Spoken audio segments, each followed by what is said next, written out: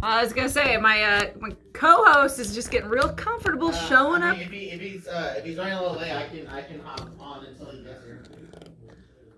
If you don't like talking to yourself. I will play. Yeah.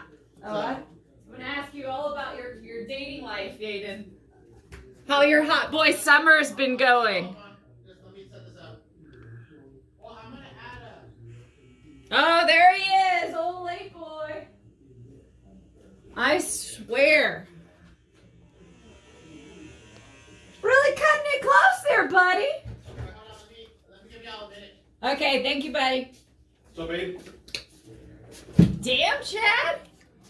10:04? You're supposed to be on the radio at 10? Coming in, Chad. We're about to talk about my dating life to fill time. Yeah. We're still gonna do that. Hot boy summer. Yeah. I'm actually going out of town next week, but I'll be back. I'll be back for the show. Where are you going? I'm going to Austin and then Houston. Oh, that'll be fun. Oh. All right, guys. Thank y'all for tuning in to the Bad Blonde Radio Show with my co-host and extremely punctual Chad Shook. On time. Yeah, you were. I almost thought about calling you, and I was like, screw it. He can just hear the radio on his way over.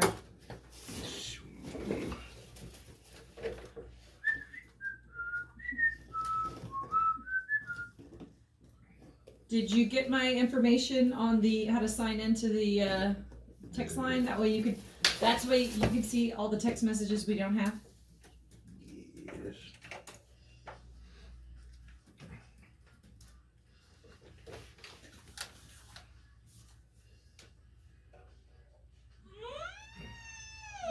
Oh, needed that. All right. Hello, my friends. You are listening to the Bad Blonde Radio Show on News Talk KEYS 1440 AM and 98.7 FM. And thanks for listening. Today is a very good day. We're going to talk all about the history of Lotus cars, and we're going to talk about the all-new Emira that they have. They've introduced it. It won't be around till 2020, but 2022. That's like I'm not gonna be saying any of the 2020's years properly ever. Chad, is it a good day for you, buddy? You skirted into the studio just in the nick of time. Aiden and I were gonna fill up the first half with just talking about his dating life. I think we should still do that. Literally, guys, Chad ran in here right before the music started. I was in my car preparing. Lies. Aiden, how is your dating life, though, buddy?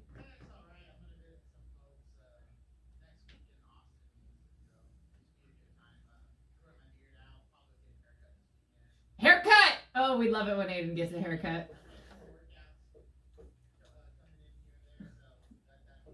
Hot boy summer. Get it, Aiden. This is the summer of you, buddy. Chad, why is it a good day for you? It's hot and then it's rainy. And then it's hot and then it's rainy. I thought we've gotten past this whole rainy stuff. Have we? I don't know. We have. It seems like it gets hot and then it gets rainy. Yeah, and well, then we're it done. gets hot. We're done with it. And then it gets rainy. And then it gets hot. And then guess what happens? I'm pretty sure we lose 5 listeners. Then it gets rainy. Every time you open your mouth. Then it gets rainy. That's what it's been doing this whole 2 months. I've never seen any of the Corpus Christi landscape so green in July in my entire life. Being born and raised here and all of that. It is nice, except for my yard, which was a swamp for the backyard, like a swamp for a whole month, and oh yeah. Then you're just trying to catch up and try to mow it. But it is very nice to have so much rain, and I think all of our drought conditions in Texas are pretty much gone now. I think maybe in super west Texas. Maybe a little bit. Still a little bit, but everywhere else. That's cool. Yeah. Well, why it's a good day for me, I don't even wait around for Chad to explain that anymore. It's a good day for me because we're going to be talking about the history of Lotus. And I have kind of a post-mortem crush on Colin Chapman. It's a little kinky. Maybe. Colin Chapman, the founder of Lotus. They call it necrophilia. Well, it's not that. It's just more of a crush. I would say a respect, an admiration. All of that. That sounds a little better. Yeah, there we go. I mean, I could have phrased that differently, but I don't regret it because, probably caught a few people's attention, and that's fine. Well, I'm really excited to talk about that, the history of Lotus, all that stuff. I'm just excited. It's the weekend. I'm ready to chill out. I'm gonna go to the coast for brunch tomorrow, which means there's plenty of mimosas, and I'm very excited about that. But yeah, I'm gonna chill out this weekend. Maybe make a video on that 1949 Austin taxi, put it up on the Bad Bull on YouTube, and have fun on that. If anybody's just now listening, you don't subscribe or you want to check it out, I have a pretty rad video on a 1956 Studebaker Skyhawk. The only one year of production in 1956. It's pretty rad. It's a very nice. It's very 50s kind of retro yet timeless, beautiful car. Some guy commented on the video saying that I was annoyingly chipper. And I said, sir, are you not familiar with the joy cars bring? Like, hello, of course I'm going to be chipper. Look at what I'm talking about right behind me. It sounds like you must be British. I don't know what he was. Yeah. It's very chipper. I was like, thanks for the compliment. That's for sure. All right, should we start? Should we jump right in? Well, my decision came to make the show about Lotus and the Lotus Emira was because the Emira just kind of it's been the talk of the car scene for the last, I think, 2 weeks or so. It's a beautiful car. It's an affordable, if everything goes the way that Lotus is saying it's going to be reasonably affordable, and it's mid-engine. It's rad. It's going to be the last. I'm getting ahead of myself. I wasn't supposed to talk about the Emira already. But that's why. It's because they revealed it. It'll come out in 2022. And it's a pretty special car. It's without a doubt, it's manual, and it's supposed to be the last combustion engine out of Lotus. So everybody's getting a little bonkers for it. It's probably going to be an instant classic. But anyways, that's not where we're starting with. We're starting all the way back. I'm going to call 2022 the 2-0 double deuce. Oh, that's exactly what we should be calling it. That's right. Exactly what we should call it. Let's get that started. Let's start. All right. Well, let's jump right in. We're going to be discussing the history of Lotus, the car company that was founded on the motto, simplify and then add lightness. That's what my workout routine is. Kidding. How do you add lightness? It's a thing. Don't you take away the lightness? Take away weight? Well, yeah. Good. I mean, that's another way of saying it. Is that that's double not negative? That's not how Colin Chapman said it. Now, Colin Chapman is the man behind that quote, that motto.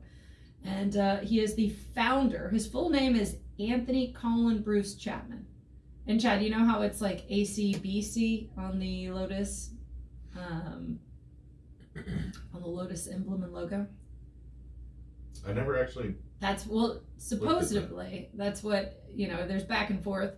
I think his other partner was named AC, but it says ACBC, so it seems a lot more like they are the initials of founder Colin Chapman. Yeah, I never really.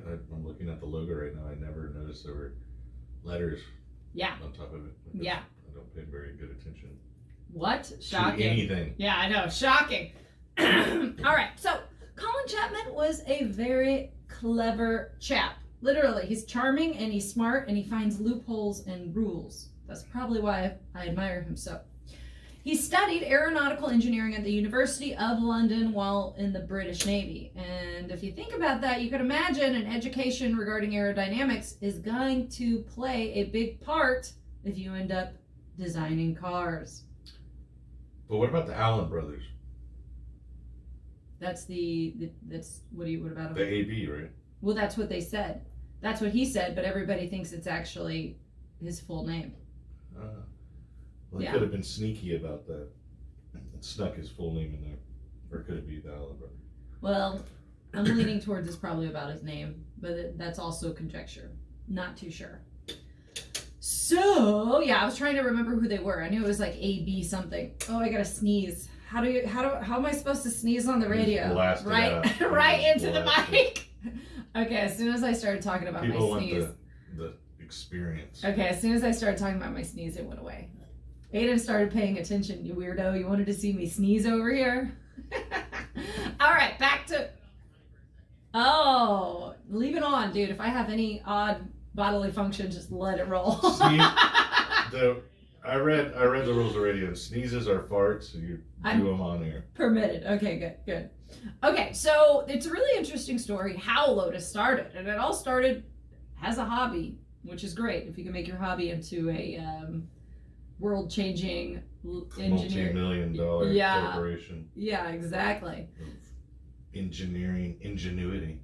Yes, indeed. Chapman was hanging out, modifying an old Austin 7 at his girlfriend's house for local trial races. This modified 7 had a whopping 15 horsepower. Vroom, vroom. I just feel like a lot of people listening, you know, if you're not familiar with older cars and you hear some of the horsepower numbers, you're just like, what? But that, I mean, it was a tiny car. It's like driving around a skinny little bathtub. You know what I mean? They're tiny cars. A skinny fiberglass bathtub. Exactly. Not a cast iron. Not a heavy bathtub. Let us specify. Not clawfoot or anything like that. Yeah. Now he sold that. He did really well with his trial racing in that modified Austin 7. So he sold that and he used those funds, you know, because people were like, oh, I saw that winning, I'll buy it. They used those funds to make the Mark II. Okay, this is his second build, and this is also kind of where he starts. This is Genesis. This is the first domino where he starts the tradition of number naming his cars. So Mark II, Mark III, Mark Makes it 7. easier. Yeah, exactly. It does. And the Mark II is when that pretty much started that tradition. And we're going to go ahead and fast forward because he did a couple others. And I actually saw most of them at the Barber Vintage Motorsports Museum right outside Alabama, Birmingham, Alabama. I always say outside Alabama when I'm trying to say Birmingham. Alabama. Yeah, in Bama. It's the world's largest motorcycle museum. I've been twice. You got to give yourself like 8 hours because it takes forever. It's amazing. It's probably it's the largest within America. It's the largest collection of Lotus cars and race cars, which is pretty dope. Anyways, I digress, but that's where you can see some of the early Lotus. That's not Skip Barber, is it? No. The guy, it's Barber Milk. I don't think we get Barber Milk around here, but I always thought that was Skip Barber's thing. He has a racing school. He does, yeah, but this is Barber, like the dairy company. It is huge. Like this place, I follow them on Facebook, and like I said, I've gone there a couple times. It's amazing. How was their milk? I did. You know what? I feel like I tried it while I was working there one time in Alabama.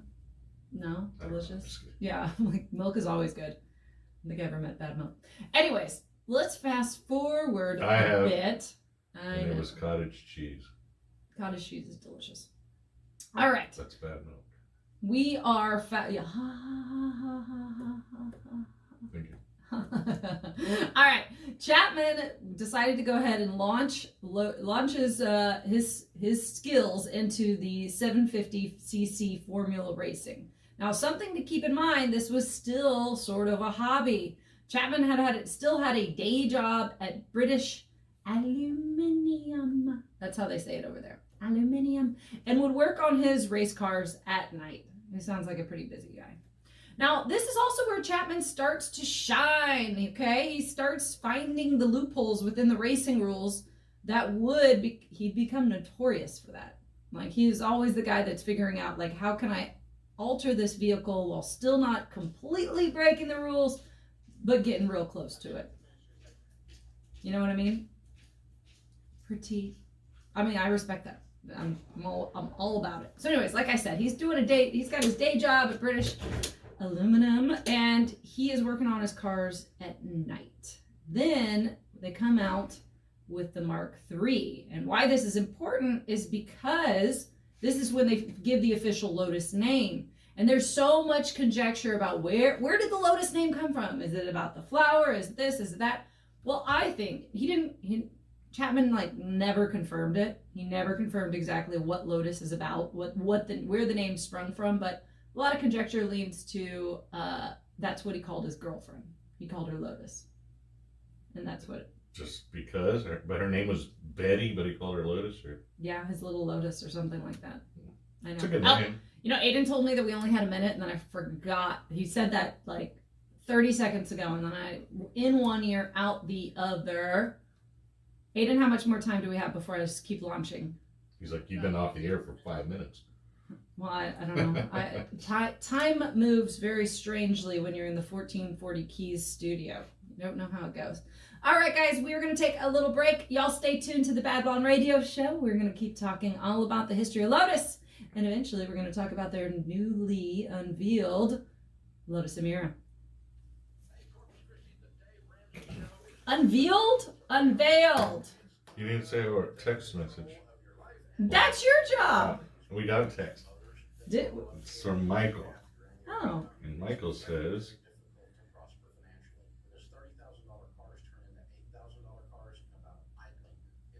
I don't know. It's the Dave Ramsey Show, weekdays, noon to 2 on News Talk. Caleb, this next segment's gonna be like 10 minutes long. I'll give you a minute to let you know when I play the music. Okay. I think he's talking about something else. Who? Michael? He says, can you give me a comparison of beer? Is there a beer that is equals to Guinness Scout? I think he must be talking about something else. Reading through some of the other messages, I think he's had a couple of them. What Most else of the is time this? that he's texting them.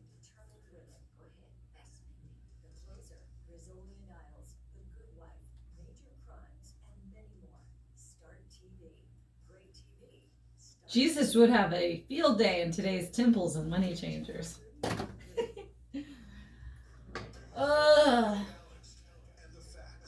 I did not wake up in a good mood today. Good. That's fast as fuck.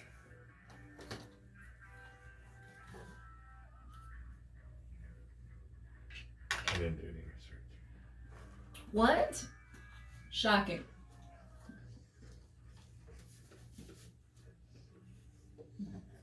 I usually do. Hello, my friends. You are back listening to the Bad Blonde Radio Show on News Talk KEYS 1440 AM and 98.7 FM, Corpus Christi, Texas. And if you're just now tuning in, we are talking all about the history of Lotus, and eventually we are going to talk about the newly revealed Lotus Emira that will be available for purchase in 2022, if all goes And perfect. if you have any questions about anything we're talking about, Roll! why don't you please go ahead and give us a call or a text at 361-882-53 and a 97. Wow, Chad, you're one dude. You are nailing it. I said, Chad, if you could just remember to do like the text line, because I forget all the time. And then you remembered. Good job. You did good, kid. Hey, you're welcome. Did you read that phone number off somewhere, or did you remember it? It's on the computer. It's not the same then. I'm numbered. I take that dyslexic. congratulation back. Now, if you're just now tuning in, like I said, we're talking about the Lotus. And we've just kind of covered a little bit of history on the founder of Lotus, Colin Chapman. This guy's he's like a classy rogue. He's a little James Bondy. He's quite handsome, I'll be honest. If you want to Google his photos, like his young photos are very, very cute. But why he is so admirable, or I shouldn't say that's the wrong word for it, why I adore this guy is that he was legendary for figuring out the loopholes in FIA racing just so for an advantage. And that's that's what rules are for. Not to be broken, but to be figured out. You know what I mean? And it seems like a lot of the pioneers in automotive Oh, technology 100%. and everything is that's where they developed the technology, was trying to beat these rules, create the new Exactly. lighter, better, more aerodynamic, whatever. And that seems what has pushed a lot of automotive technology over the years.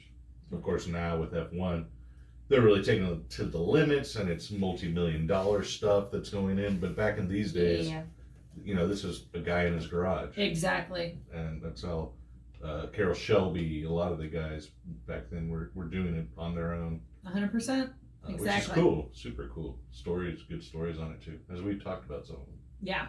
Like Chad said, in his garage. So the guy has a day job at British Aluminum. He is in his girlfriend's garage basically starting Lotus cars. And we just discussed how he put the first, Lotus he named it by marks. So it was Mark 1, Mark 2, etc. Then with Mark III, he tossed Lotus in front of it. Nobody really knows the origins of that. There's conjecture that it is the nickname that he gave his girlfriend, but we don't know. So then in 1952, Colin Chapman and Colin Dare officially they found Lotus Engineering Company. And 5 years later, Lotus enjoyed their first big commercial success with the Lotus 7. So they still I cannot pronounce that out loud fast, but they're still making essentially the Lotus 7. Now, remember we discussed, literally I'm going to discuss it this whole time, Chapman being a man to find loopholes. Well, he did it with the Lotus 7. That's right. Now, the Lotus Mark 7 was sold as you can't see me now, guys, but I'm doing air quotes, a kit car. Sold as a kit car. Now, why that was why that was genius, all right? And it wasn't a kit car. It was basically pretty much all set, maybe, all ready to rock. But why he did this, why it was sold as a kit car, which meant there were 2 invoices, was to avoid serious sales taxes. And also, I think that took him out. I was talking to Dad the other day about it. And I think that also took him out of any possible litigation, because I guess litigation against car manufacturers was burgeoning at that point. Yeah. And I guess if it's a kit car, then that takes you out of there. So it's pretty genius. Lawyers. Yeah. So the 7 was a total hit, and didn't we have a 7 in the shop a while, 10 years ago or something? We did, and our father had a Lotus.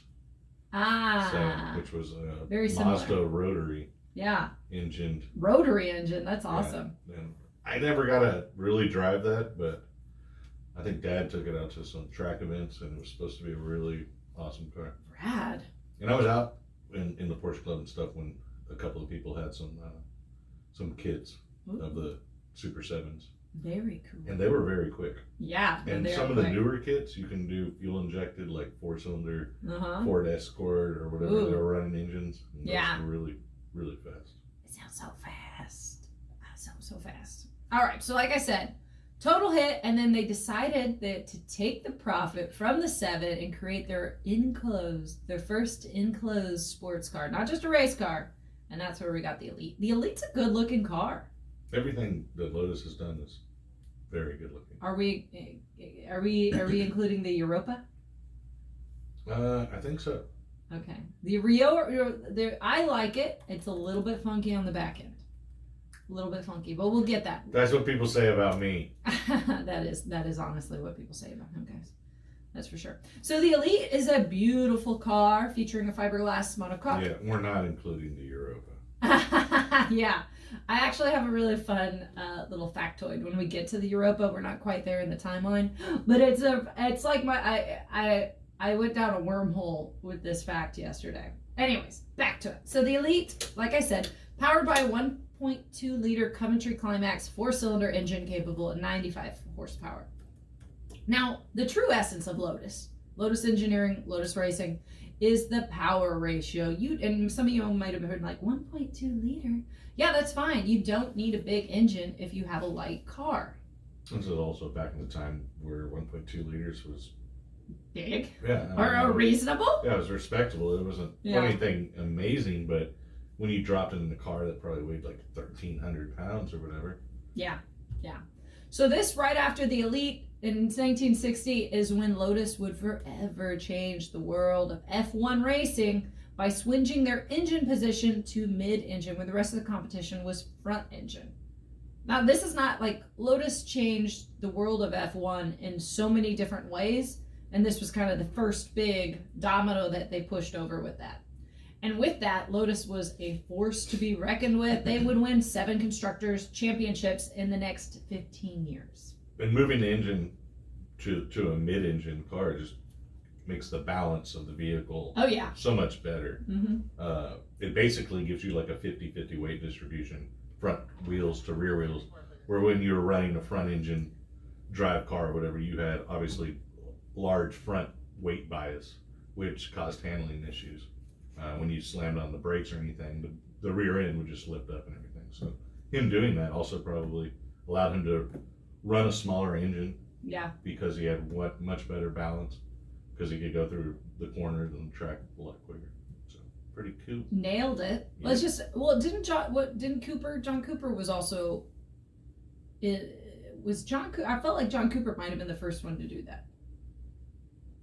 I don't know. You said it was. I know. Well, and You then said it was this guy, so I thought it agreed was. with you. But when I was doing, like the Cooper behind Cooper Racing, I'll have to do some. Maybe it was like I have to do some more research on that because I know that he also was very influential in that. If anybody knows, then they want to call in. Yeah, if you want to call in or text in 361-882-53 and then put a 97.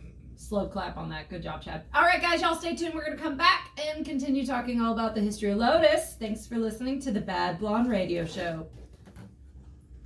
You're a good way to call me out when I'm agreeing with you. So I'm like, yeah, Kayla, that's great. Well, look, You're no. like, well, isn't that wrong? I'm like, No, oh, well, I just thought about it because I remember when I was doing research on the Mini Cooper, I don't remember. John Cooper. But not for Formula One. Yeah, I guess you're right. Well, shit, man, why didn't they do that if they saw Cooper doing it so well? Silly. What did Cooper run that was mid? John Cooper Racing. Rear engine. Okay, he did rear engine. I don't know who did it first. Apparently, Colin Chapman probably because he won 7 F1 titles, beating probably Ferrari and all. But He did very well. They got to 50 championships or 50 wins before Ferrari.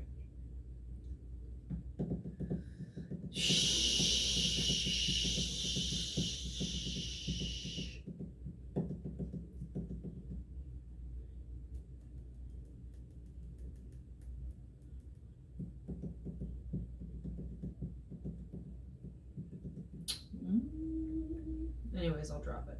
yeah, Europa's goofy. Dude, it's so goofy. The front's good. The front's and beautiful. then they gave up on the back there. They went like bread van on it. And they were like, well, hey, Bob, Did they? why don't you finish this up for us, all right? I was like, okay. Which came first, the bread van or the? Because the front end's not bad. Although it has a goofy kind of slant too. It's kind of an upward facing. That's just a bad car. So the Ferrari 250 GT bread van. Look at the bread van. What, Ferrari bread van? Yeah, Ferrari 250 GT bread van. Designed by Bizzarini. Let's see if. No. Where is the Europa? But it's essentially. Yeah. Well, that's a racing car though. Yeah, but it looks similar, right? I mean. It does, but that car's like, ugly, but they were trying for aerodynamics. Okay, acceptably ugly. But it was a race car. The Europa was just kind of weird. What'd you say? It was just weird. Definitely not their best. It reminds me of sports car, a sports car that's going to take you to your funeral or whatever. It's like a hearse. It's like got the hearse thing going on. Yeah, it does look like that. It's funky. Nah, it's not good. And like I said, the nose even points upwards. Yeah. The front of it is like the nose kind of points upwards, which they could have. That's like the nose has got to point downwards, or something just looks bad. Yeah, it's a little funky. Showcasing smart and determined women. Brazilian dials. Cold case. The good life that I'm just getting started. Is this like TV? Is that Aiden? I don't think so. Make close the door. I don't know. Somebody's coming in.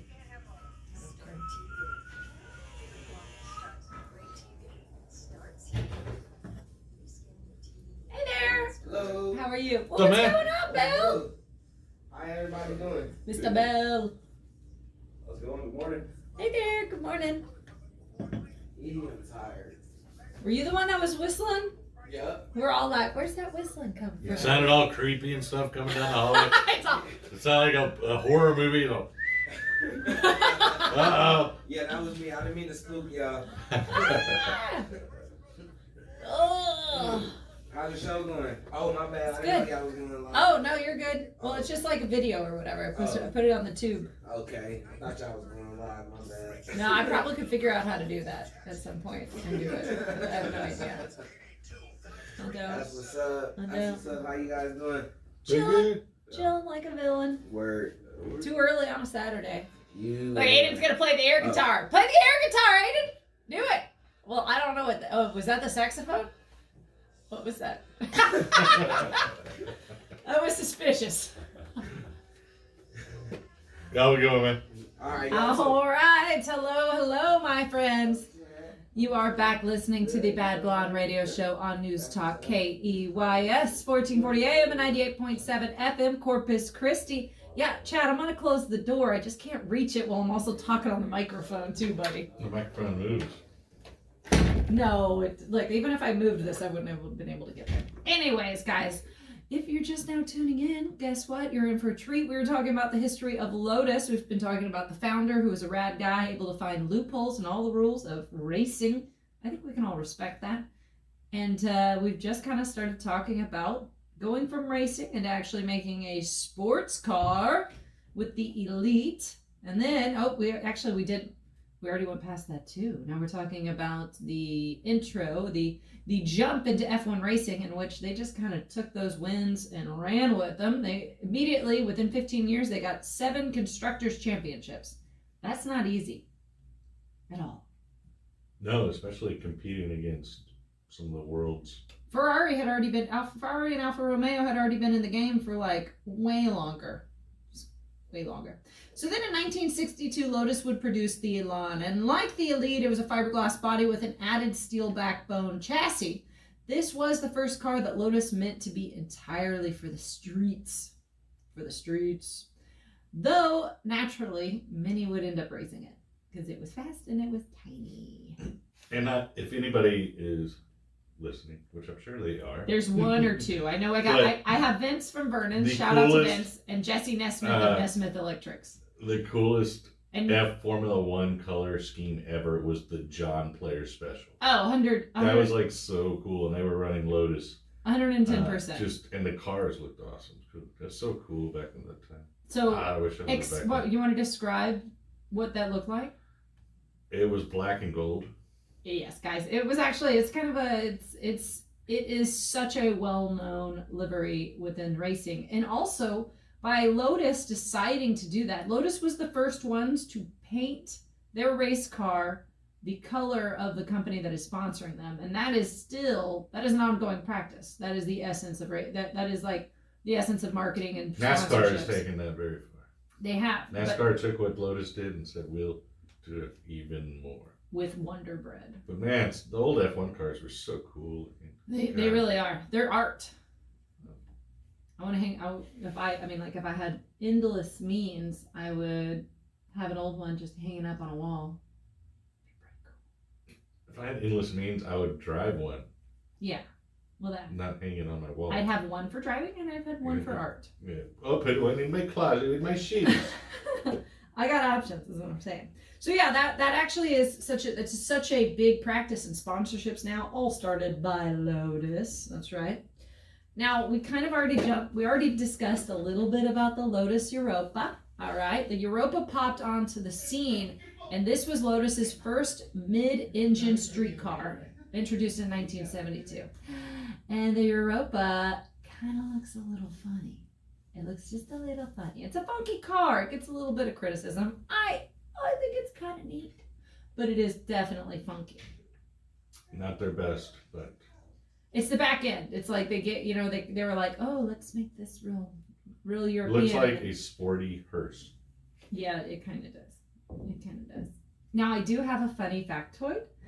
about the gentleman that designed the Europa. Now, he's also the guy that designed the Elan as well, but his name is Ron Hickman. And this is such a cool little fact. He created, designed, and patented the Workmate. And anybody listening, you definitely know what a Workmate The is. Craftsman Workmate 5000. Black & Decker. Well, Black & Decker. Yeah. Hey, I have one of those. I know. that I got for Everybody. Christmas sitting on my floor still. Exactly. Like the story behind that, I know, right? It's like a very, very household item for any do-it-yourselfers. You probably have one of these the Workmates. And the story behind this is Hickman was doing some at-home project, and he used an expensive Swedish chair as a sawhorse. And he accidentally cut one of the legs off. Yeah, his wife was furious with him. And he thought, being a designer, an engineer, an inventor extraordinaire, he was like, you know what, maybe I can make something that would be very helpful. And that's what he did. He created the design for the Workmate, which is a multifunctional... When was that? I don't remember when he came out with it. Google it. Yeah, Google it. I don't remember when it came out, but it was like a combination of sawhorse, vise, foldable alloy frame. Pretty cool. I mean, like, basically most of y'all, if you know what I'm talking about, if you know what the Workmate is, text us at 882-5397, because like I feel like everybody knows exactly what I'm talking about. Anyway, so he's going to like 1961 and they're still selling it. They are, and he has a 3% royalty on it. Wow, he's doing good because I got one for Christmas. Yeah. So everybody has one for the most part. I may have to call Ron Hickman in to help me put it together. It's still in the box, but Well, it's kind of, so the story is interesting. Like he was getting turned down left and right. Like basically a lot of all the tool manufacturers or whatever at that time were like, no. And so he went off and started selling them at like trade shows. Then Black & Decker was like, dude, we want this. They've sold millions and millions of these. it's been selling for 60 years in the same format. Yeah, That's pretty impressive. He actually had to fight for that. Like people kept infringing on that patent, and he had to keep fighting it. I know, isn't that a fun factoid? Like when you see the Europa, now you cannot help but see the Workmate, the Black & Decker Workmate.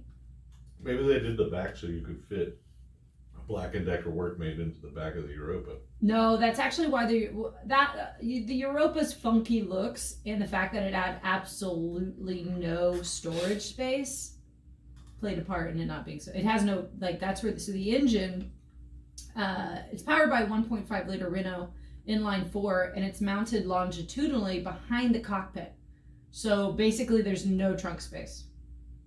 Absolutely no trunk space. You can't win them all, Lotus. You try it.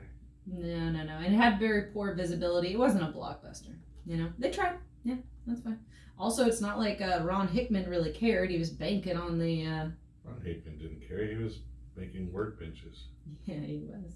All right, now let's jump back to talking about Lotus Racing. You see, they had the Lotus Engineering, and then they had Lotus Racing, two different divisions. They were making the cars to sell on the street and cars to win F1 racing. And they were really kicking arse in the racing. This is when their Type 49 powered by a Cosworth V8 was wrecking shop. Now, big thing to note is that Lotus began taking big money sponsorships, like we said, putting in their very fancy sponsor colors, which is now a very, very common practice, all right? Very common.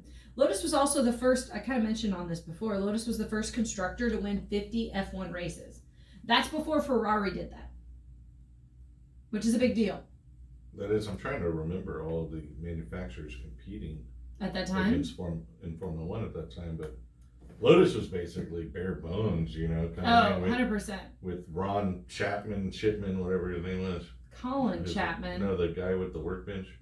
Oh, Ron Hickman. Yeah, they're sitting there. They got the Lotus set up on the workbench. They're trying to fix it up, get it ready for the race at the last second. Yeah, they were kind of grassroots, but I mean, probably not. Once they got that John Player, once they got sponsorships, they were probably doing pretty well.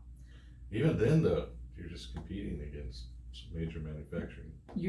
Major bucks. They were the young guns at the time and still doing really well. Yeah, quite impressive. Also, it was around this time that they first used airflow beneath the race car to their advantage. Yeah, this is a big deal. They basically, I'm trying to remember the exact words for they added a certain mechanism below there to increase the air make the air basically a vacuum underneath the race car, which they creamed their competition with that.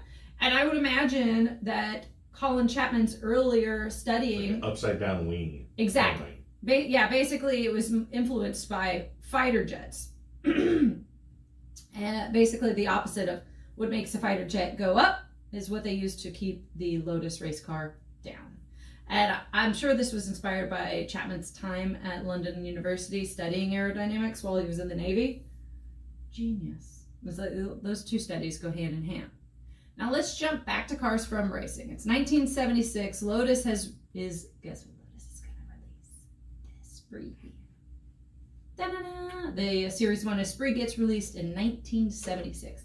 And this is the Esprit is designed by the prolific Giorgetto Guglielmo. I get a little bit better saying his name every time I try it. It's not easy. So this is the guy that designed the DeLorean, the Tommaso Mangusta, the Isogriffo, and he was the one that did the Series 1 Esprit. I can't even talk. And inspired by the Maserati boomerang concept. So the boomerang concept, I got to see that at a museum in Turin, Italy, and it looks pretty radical. These Esprits were cool. They're super cool.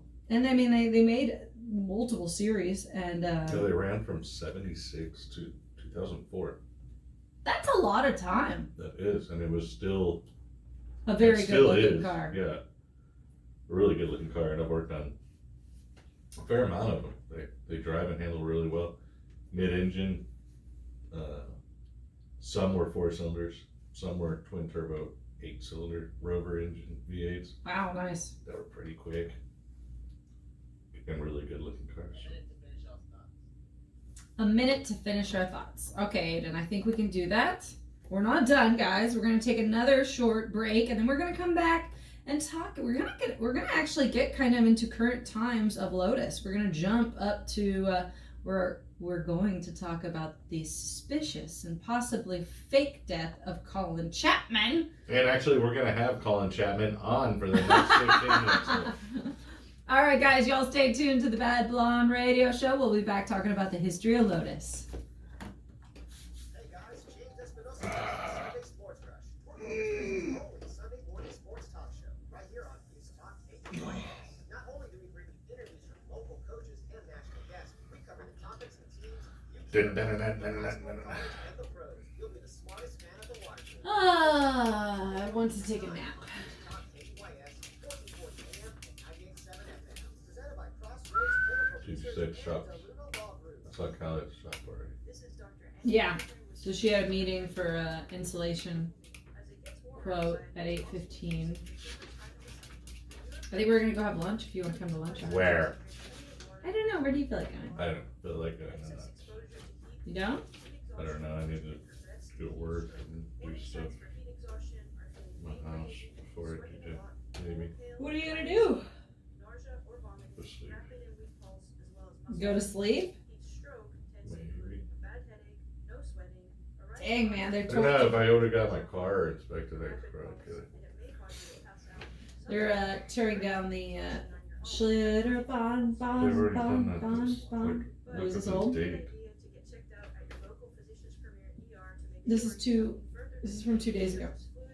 Oh, well, yeah, they've been. What should the new Bob Hall Pier look like? One that doesn't get torn down by a hurricane. Ain't that the truth? Yeah, I'm sleepy. And when I'm sleepy, I'm in a bad mood. Pothole Palooza. Pothole Palooza. Well, that is appropriate. Visit us online at gchscc.org. They have a 3118 Cavendis Parkway to see all of our adoptable pets. Come find your new furry friend. They have a fishing segment, and one guy at the very end of it says, "I'm out of time and brain power. I'm not even going to proofread this." See you next week.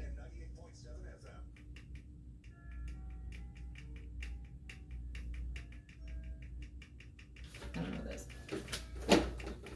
Dance it out, Aiden.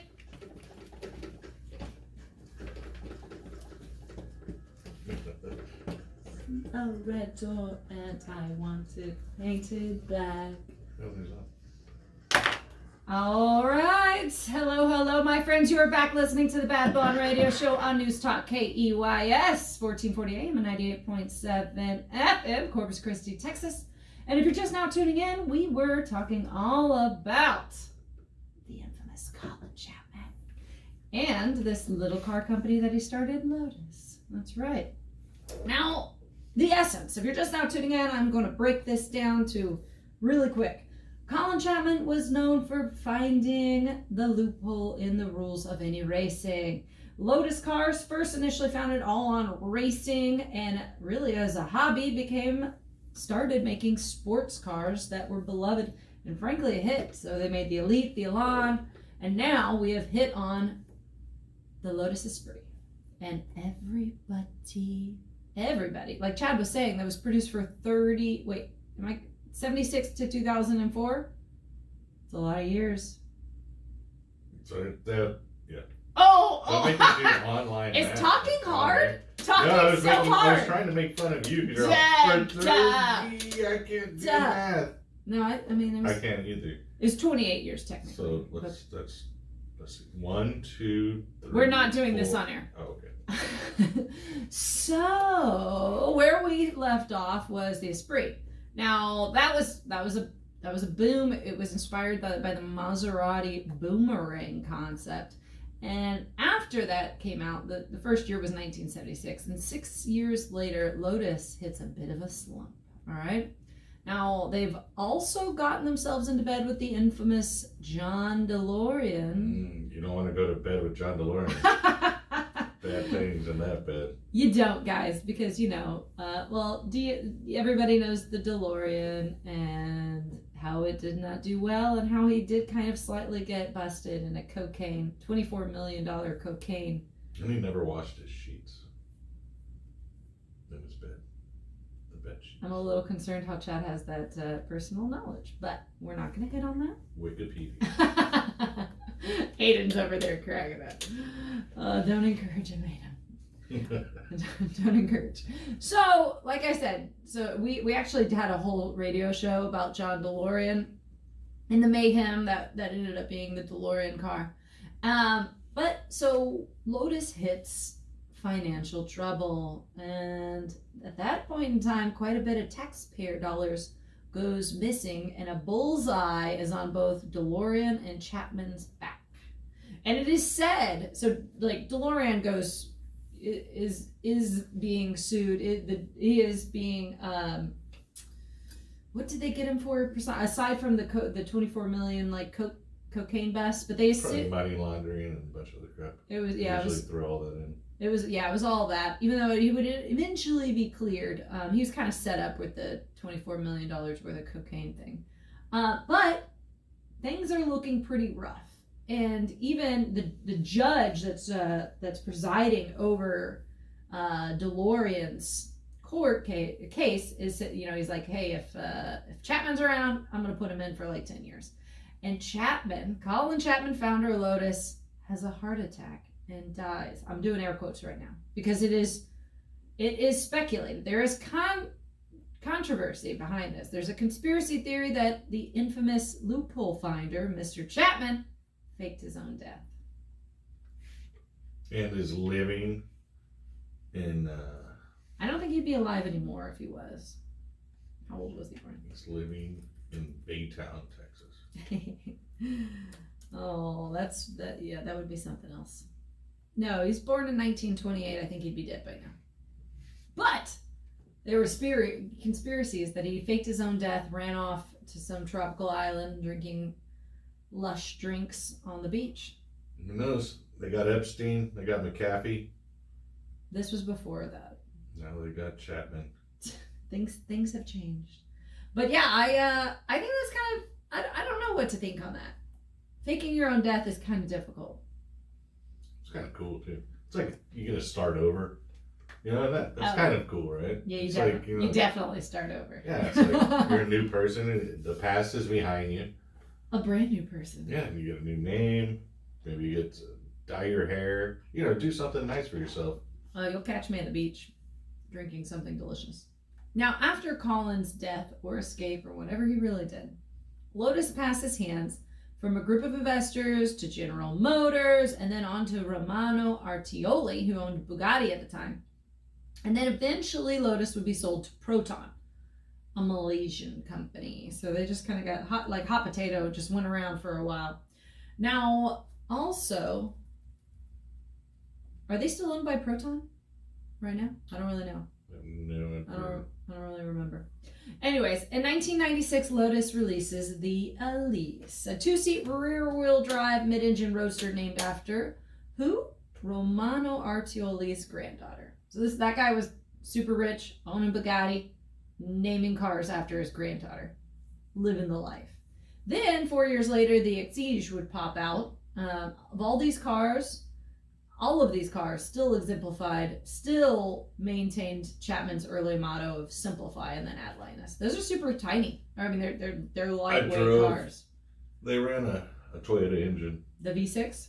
No, it was a 4, the Elises. Oh, really? And I've driven, or on my sports car Club America days and Porsche Club days, I drove Formula Fords, which were, like an inch off the ground, race car, mid-engine, super balanced. Yeah, really awesome. And the closest vehicle, and I've driven a lot instructing people in different things, Miatas and Porsches and all types of cars.